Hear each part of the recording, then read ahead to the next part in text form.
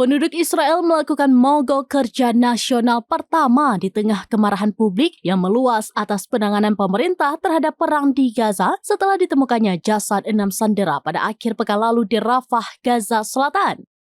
Serikat pekerja terbesar Israel, Histadrut, memerintahkan mogok kerja umum nasional mulai pukul 6 pagi Senin 2 September 2024 yang diperkirakan akan menghentikan sebagian besar perekonomian Israel.